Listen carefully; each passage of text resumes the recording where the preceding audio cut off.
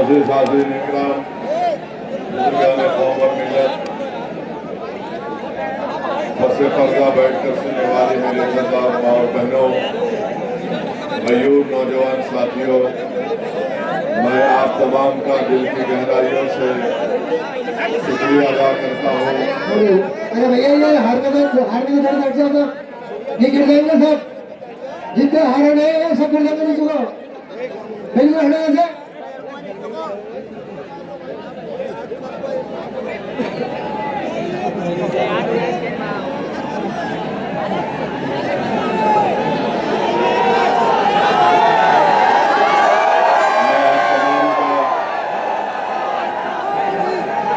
वो माइक दे दीजिए, बीच में कोई नहीं बोलेगा।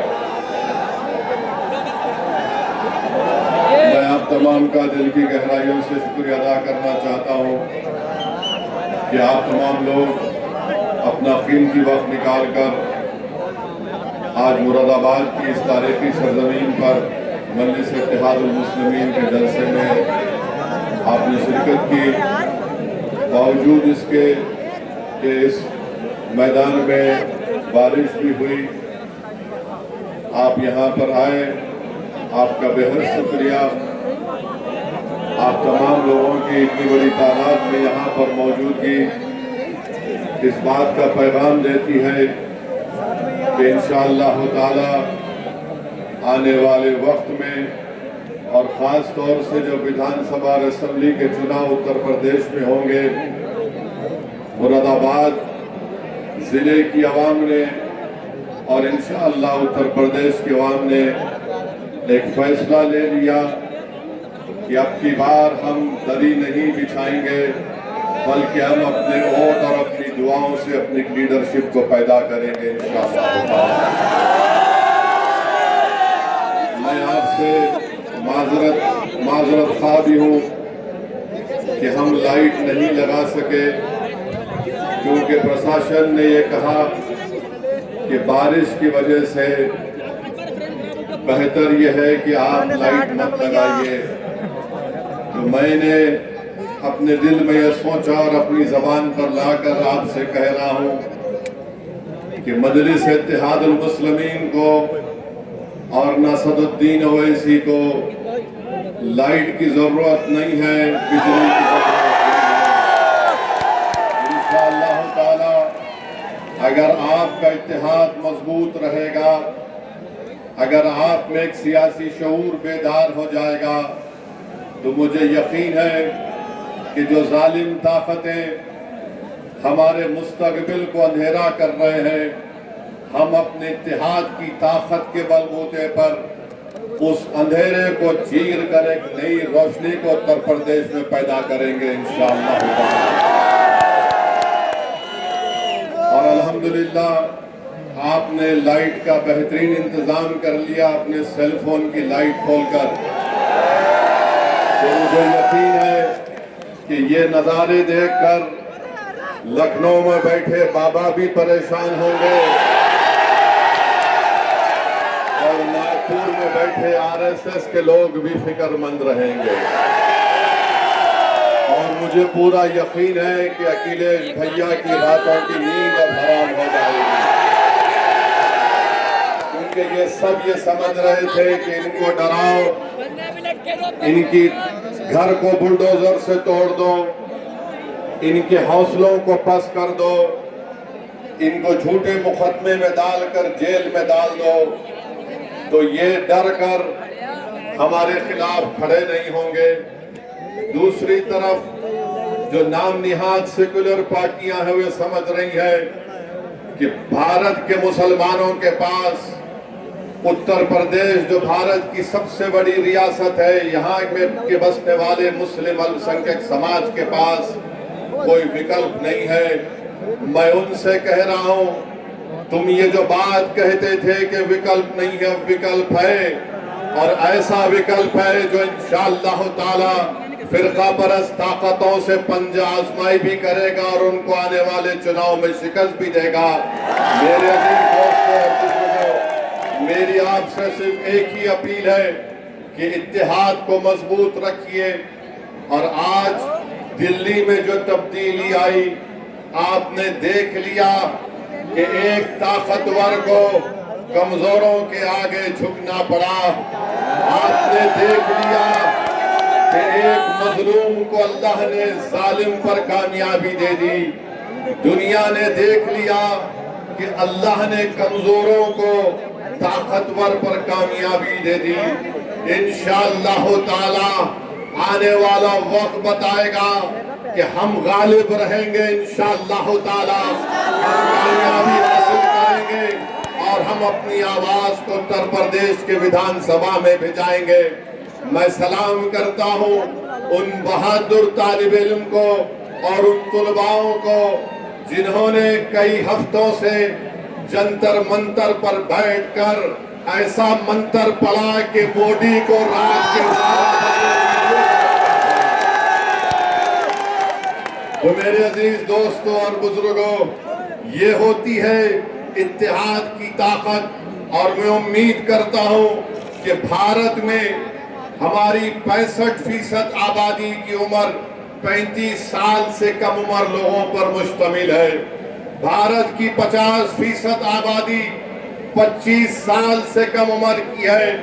हमारी भी कोशिश यही होगी कि इंशाअल्लाह ताला उत्तर प्रदेश के आने वाले विधानसभा में नौजवानों को मजलिस इत्तेहादुल मुस्लिमीन अपना उम्मीदवार बनाएगी, ताकि वो जाकर आपकी बेबाक तरीके से आपकी नुमाइंदगी करेंगे। हमारी ये कोशिश होगी कि 2029 का जब चुनाव होगा तो कोई 80 साल का शख्स भारत का प्रधानमंत्री नहीं बनेगा, बल्कि 40 साल का नौजवान इस मुल्क का वजीर आजम बनेगा। हमारी कोशिश यही रहेगी। मेरे अजीज दोस्तों और बुजुर्गों, मैं आपसे ये गुजारिश भी करने आया हूँ कि हमारे इस जलसे के बाद कई हमारे मुखालिफीन निकल कर आएंगे और आकर कहेंगे कि ओवैसी सिर्फ जज्बाती तकरीर करता है, तुमको अल्फाज के अपने समंदर में लेकर तुमको जज्बाती बना देगा, तुम उसकी बात पे यकीन नहीं करना। मैं उनसे कहना चाह रहा हूँ, अगर मैं जज्बाती बात करता हूँ तो मेरा एक एक लफ्ज अल्हम्दुलिल्लाह सच्चाई पर मुबन्नी है। मेरा मकसद जज्बात में लाकर और हासिल करना नहीं है। मेरा मकसद हमेशा यही रहा, बल्कि मजलिस इत्तेहादुल मुस्लिमीन का टूट हमारा ये फैसला रहा कि भारत को अगर मजबूत करना है, भारत के संविधान को अगर और मजबूत करना है, तो भारत की सबसे बड़ी अक़लियत को एक सियासी ताकत बनना पड़ेगा। भारत का संविधान आपको इस बात की इजाजत देता है कि आप अपनी लीडरशिप को बनाएं। अगर मैं मुरादाबाद की सरजमीन में खड़े होकर आपके दरमियान में कह रहा हूं कि अगर भारत के मुसलमान अपनी लीडरशिप बनाएंगे तो संविधान के खिलाफ नहीं होगा। भारत के संविधान का डायरेक्टिव प्रिंसिपल उठाकर देख लो, भारत के संविधान की तमहीद उठाकर देख लो, जिसको बाबा साहिब अम्बेडकर ने बनाया। लिखने वाला लिख कर चला गया, मगर लिखने वाले ने लिखा कि तुमको अपनी एक सियासी लीडरशिप को पैदा कर सकते हो, ये संविधान के खिलाफ नहीं है। अगर आप अपने हुकूक को हासिल करना चाहते हैं तो आपको अपनी सियासी लीडरशिप को बनाना पड़ेगा। कोई उठकर कहेगा अरे हमने सपा को भी वोट दिया था, हमने कान से फुला को कामयाब कर दिया। अरे याद रखो, वो लीडरशिप नहीं है, वो बेनामी की लीडरशिप है, वो गूंगी लीडरशिप है। लीडरशिप वो होनी चाहिए जो जालिम के आंख में आंख डालकर आपके हक की लड़ाई लड़ सके, जो तुम्हारी नाइंसाफी को उसको खत्म करे और तुमको इंसाफ दिला सके। मेरे अजीज दोस्तों और बुजुर्गों, अपने वोट का सही इस्तेमाल करिए। अब चुनाव का मौसम आएगा तो कोई आकर कहेगा कि फुला को मुख्यमंत्री बनाना है, हम सत्ता में आ रहे हैं। मेरे भाई, कितने मर्तबा आपने वोट दिया और सत्ता में भैया आते ही नहीं है। 14 में वोट दिया, मोदी कामयाब हो गए। 17 में वोट दिया, नाकाम हुए।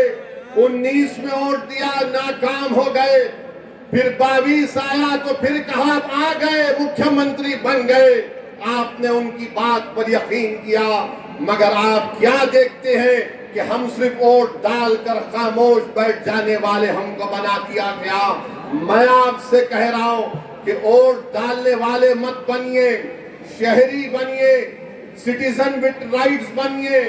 आप अगर शहरी बनेंगे तो आपको आपके पूरे हुकूक मिलेंगे।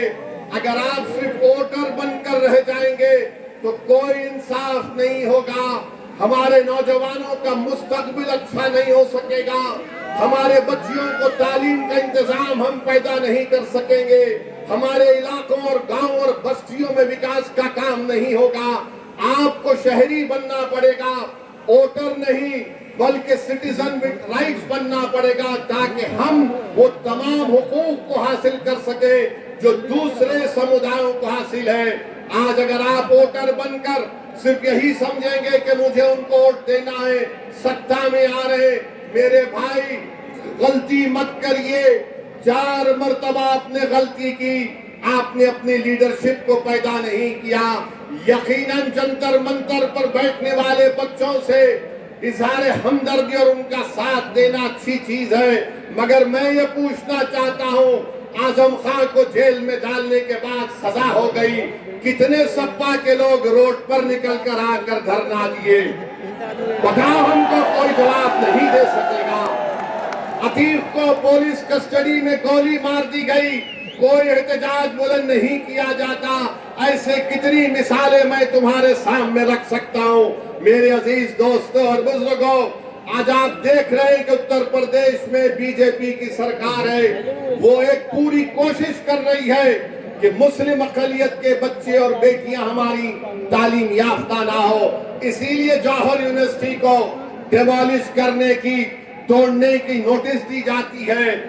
इस बात का यकीन कर लीजिए कि बीजेपी आरएसएस की हिंदुत्व की आइडियोलॉजी नहीं चाहती कि भारत में मुसलमान ताकतवर बने, ये कमजोर करना हमको चाहती है। तो मैं आपसे अपील कर रहा हूं कि मुत्तहिद रहिए। और फिर हमने देखा कि समाजवादी पार्टी के नेता अखिलेश ने सोशल मीडिया पर लिखा कि जौहर यूनिवर्सिटी की उन तमाम बिल्डिंग्स को रेगुलराइज कर दिया जा सकता है। अखिलेश यादव ने कानून का हवाला दिया, कहा कि 1973 का उत्तर प्रदेश नगर विकास अधिनियम, इसके तहत जौहर यूनिवर्सिटी को रेगुलराइज कर दिया जा सकता है। मैं पूछना चाह रहा हूं सपा के चमचों से, मैं पूछना चाह रहा हूं सपा की गुलामी करने वालों से, मैं पूछना चाह रहा हूं अखिलेश यादव से कि तुम तो मुख्यमंत्री 2017 तक थे, तुमने जौहर यूनिवर्सिटी को रेगुलाइज क्यों नहीं किया? अगर 1973 का कानून था तो तुमने क्यों नहीं किया? तो सपा के लोग बोलेंगे नहीं, आजम ने हमसे नहीं कहा था। तो आजम जो कहेंगे तुम वो करोगे। 5 साल तुम मुख्यमंत्री थे, 1973 का कानून को तुमने इस्तेमाल नहीं किया। अगर तुम इस्तेमाल करते तो आज वो यूनिवर्सिटी को नोटिस नहीं दी जाती थी। मेरे भाई, ये इनका दोगलापन है, ये इनकी मुनाफिकत है कि जब मुख्यमंत्री थे तो उस बिल्डिंग को बचा सकते थे, मगर आज क्योंकि चुनाव आ रहा है, आपके वोट हासिल करने के लिए इस तरह की झूठ को आपके सामने बयान किया जा रहा है। मेरे अजीज दोस्तों और बुजुर्गों, फिर आपको हम यहाँ पर मुझे शौकत साहब जिम्मेदारों से मिले और बाज लोग शिकायत किए कि असद साहब ऐसा करते हैं। याद रखो, ये मुरादाबाद की सरजमीन है। 13 अगस्त 1980 को क्या हुआ था?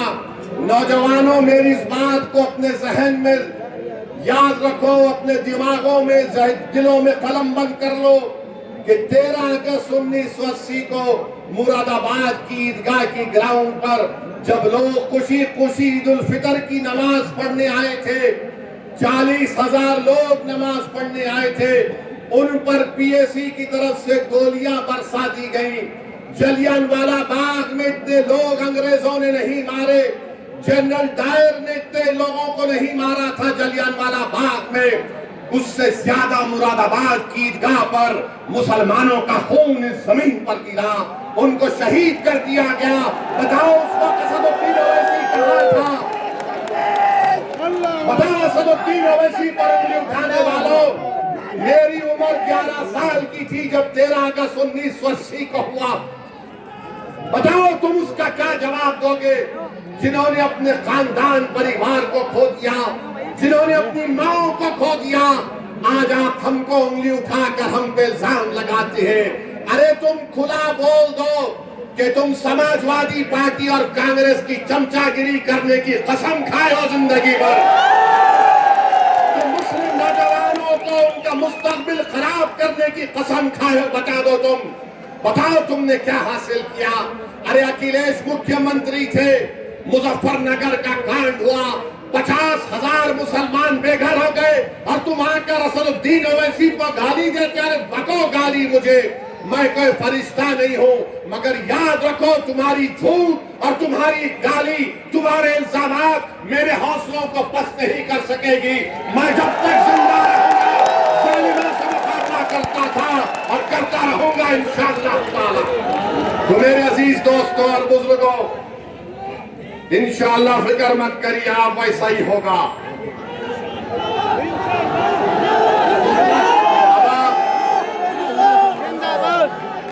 ठाकुर द्वारा विधानसभा असदुद्दीन ओवैसी को गाली देने वालों, जरा ये तो बता दो कि महकमे माल उत्तर प्रदेश की रेवेन्यू डिपार्टमेंट ने ठाकुर द्वारा तहसील में 36 मस्जिदें, मदरसे, मज़ारात और कब्रिस्तान को बुलडोजर करने की एक लिस्ट बनाई है। यहाँ के विधायक कौन है? नवाब जान खान।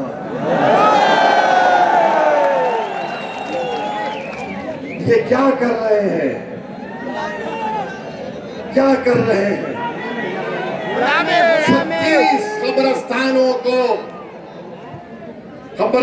को, मस्जिद को, मज़ारात को मिस्मार करने का प्रोग्राम है। नवाब जान खान साहब, कुछ तो मुंह खोलो, कुछ तो बोलो। अरे अगर लड़ नहीं सकते तो कम से कम जबान को तो जुम्बिश दो। उत्तर प्रदेश की ये जालिम सरकार मस्जिदों को निशाना बना रही है। हम उत्तर प्रदेश की सरकार से पूछना चाहते हैं, मुख्यमंत्री बाबा से, जरा ये तो बता दो कि अगर 100 साल से कोई मस्जिद, दरगाह, खानकाह, मज़ार है तो क्या वक्फ यूजर का कानून नहीं है? बताओ तुम किस बुनियाद पर नोटिस दे रहे हो? क्या भारत में एडवर्स पोजीशन का कानून खत्म हो गया? हम 100 साल से हमारे पास है, तुम अचानक उठकर कह रहे हो कि नहीं ये सरकार की जमीन है। अरे याद रखो, ये तुम्हारा जुल्म अब चलने वाला नहीं है। हम ना कभी तुम्हारे जुल्म से डरे, ना कभी डरने वाले हैं। तुमने अतीत को गोलियां मार दी, तुमने मासूम बच्चों का इनकाउंटर कर दिया, तुमने 100 की तादाद में बुलडोजर लगाकर घर को तोड़ दिया, तुमने जिंदगियां बर्बाद की। मगर याद रखो, हम सिर्फ डरने वाले अल्लाह से हैं। यकीनन वक्तिया तौर पर हमको तकलीफ जरूर हुई, यकीनन हमारे घर में आंसू बहाए गए, मगर हमने अपने आंसू को बहाया, मगर हमारे हौसलों को हमने पस्त होने नहीं दिया। क्योंकि जुल्म करने वालों, सुनो आरएसएस वालों, तुम्हारे पास इख्तिदार की ताकत है, तुम्हारे पास हर चीज है। हम गरीब और मजलूमों के पास अगर कोई ताकत है, ये 2 हाथ है और अल्लाह है। ये 2 हाथ है और अल्लाह है। हम हर बार अल्लाह के सामने अपनी बात को रख रहे हैं। इंशाअल्लाह ताला जब नमरूद और फिरौन का इख्तिदार नहीं रहा तो तुम्हारा इख्तिदार कहाँ? जब यजीद पलीद हो गया तो तुम्हारा जुल्म कहां पर रहेगा? तुम जुल्म कर रहे हो, तुम संविधान के दायरे में रहकर हुकूमत नहीं करना चाहते हो। मेरे अजीज दोस्तों और बुजुर्गों, इंशाअल्लाह ताला आप देखेंगे कि आने वाले चुनाव में मजलिस इत्तेहादुल मुस्लिमीन आपकी दुआ, आपके इत्तेहाद की ताकत और आपके सियासी शऊर के बलबूते पर एक अज़ीमुश्शान कामयाबी से हमकिनार होगी इंशाअल्लाह ताला। और फिर हमको बताया गया कि मुरादाबाद में कोई गवर्नमेंट का मेडिकल कॉलेज भी नहीं है। कैसे इलाज होगा गरीबों का? मुरादाबाद में MRI की मशीन नहीं है। यहाँ पर 9 सरकारी स्लॉटर हाउस थे, उन तमाम को बंद कर दिया गया।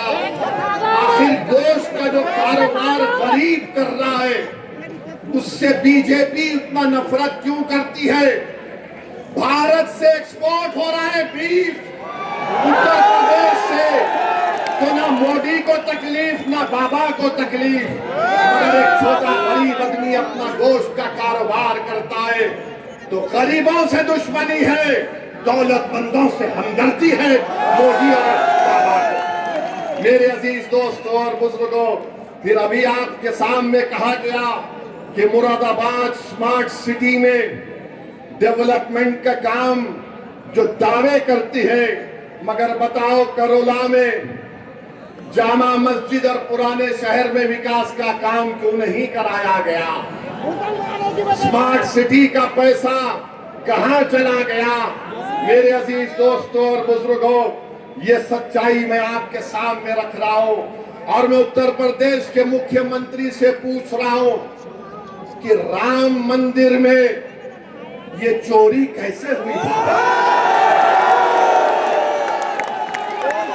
ये चोरी कैसे हुई?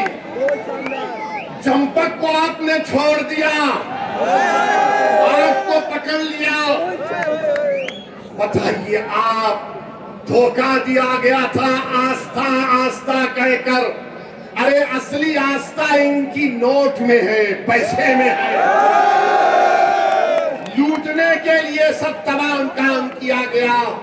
आज आप देख रहे हैं कि कुदरत इन लोगों को कैसे बेनिकाब कर रही है, कैसे इनके तमाम गंदे अज़ाइम को कुदरत अवाम के सामने ला रही है। उसको छुपाने के लिए मस्जिद का मसला उठाया जाता है। अब तैयार हो जाइए, बाबा अपनी जबान से बोलेंगे 80-20 का खेल होगा।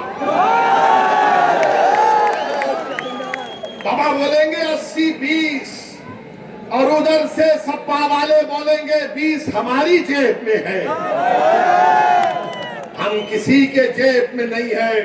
हम किसी धर्म के खिलाफ थे ना कभी रहेंगे इंशाअल्लाह ताला। हमारी लड़ाई किसी धर्म के खिलाफ ना थी ना रहेगी। हमारी लड़ाई हमारी इज्जत की लड़ाई है।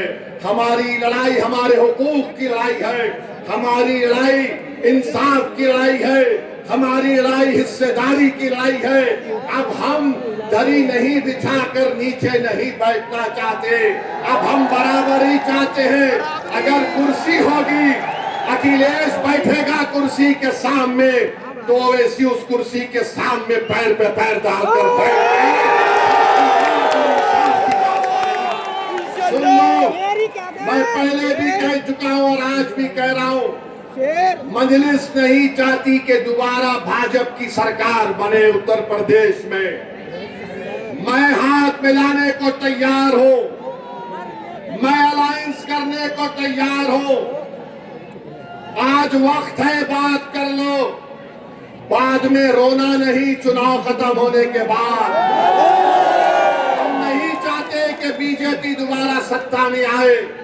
तुम कहते ना कि ओवैसी के लड़ने से हमको नुकसान हो जाता। चलो, मैं तुम्हारे साथ मिलकर लड़ने को तैयार हूं। तुम तैयार हो? ये लोग तैयार नहीं है, क्या आप तैयार हैं? क्या आप तैयार हैं? क्या पूरा मुरादाबाद तैयार है? आप मजलिस का परचम थामेंगे? मेरे साथ नारा, नारे तकबीर, नारे तकबीर। मजलिस के मुखालिफिन को यह भी पेट में दर्द होता कि सियासी जलसे में इसने नारे तकबीर क्यों बोला। अरे क्यों नहीं बोलेंगे? ये नारे हयात है, ये नारा बुलंद करने से हमारा ईमान ताजा होता है। अगर हम अल्लाह को अकबर नहीं कहेंगे तो किसको कहेंगे भाई? जुदा हो दीन से जो सियासत तो रह जाती है चंगेजी। तुम क्या भूल गए? हर बार नहीं नारा क्यों लगाते? सुनो, ये नारा लगता था, आजादी की लड़ाई में भी लगता था, अंग्रेजों की लाठियां खाते थे और नारे तकबीर अल्लाह अकबर का नारा बुलंद करते थे, गोलियां खाते थे, जय हिंद का नारा बुलंद करते थे। अब बताओ इसमें क्या तकलीफ दे बात है? बहरहाल मेरे अजीज दोस्तों और बुजुर्गों, जो कुछ दिल्ली में हुआ मैं इसका कंडेम करता हूं कि 4 बच्चों पर मोदी के हुक्म पर पैलेट गन चलाई गई, जिसमें एक बच्चे का नाम शेख इरशाद मंसूरी भी था, जो जबलपुर मध्य प्रदेश का, जिसने बीएससी और एमबीए की तालीम हासिल की।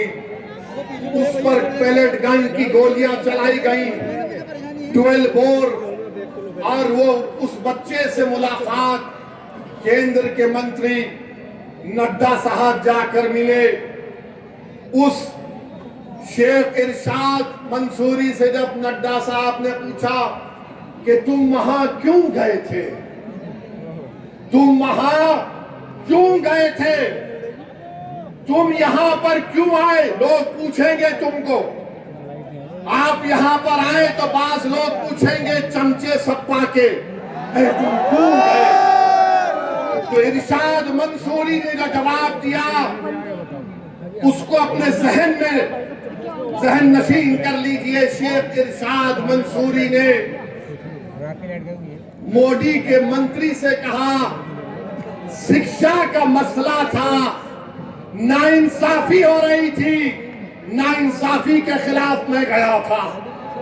तो मेरे भाई, मगर उस बच्चे को पैलेट गन से छर्रे निकलते हैं, 12 बोर जो आरएफ के पास थी। उस बच्चे की आंख में, जिस्म में गोली लगी। एक 19 साल का बच्चा है साहिल, एक 32 साल की खातून है, एक 28 साल का अंग्रेजी आउटलुक मैगजीन के सहाफी हैं। इनको पैलेट गन से मारा गया। मेरे अजीज दोस्तों और बुजुर्गों, हम हुकूमत से मुतालबा करते हैं कि जिसने आर्डर दिया पैलेट गन चलाने का, उसके खिलाफ एक्शन लेना चाहिए। मगर मेरे भाई, क्या आप जानते हैं कि 2016 और 2019 तक कश्मीर में यही पैलेट गन से 140 लोगों को गोली चलाई गई। पैलेट गन से 140 अंधे हो गए, नाबीना हो गए।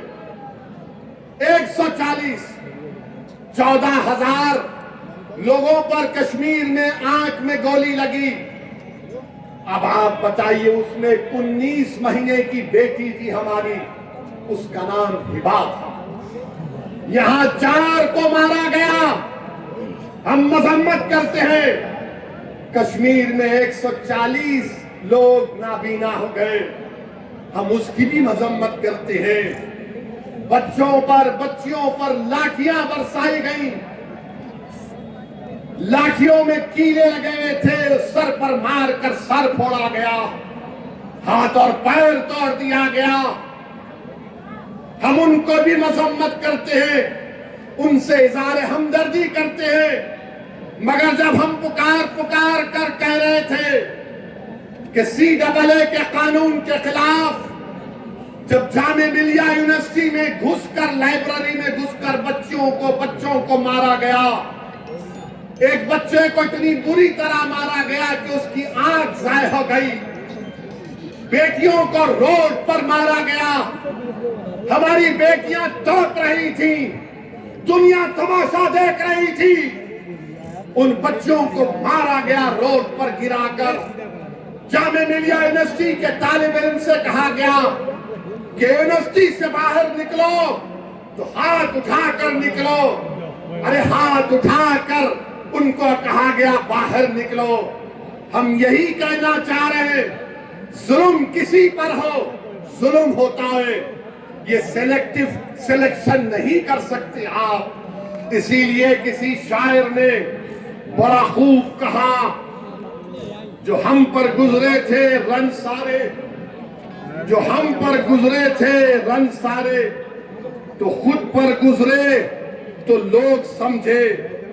जब अपनी मोहब्बतों के अजाब छुपे, जब अपनी मोहब्बतों के अजाब झेले तो लोग समझे।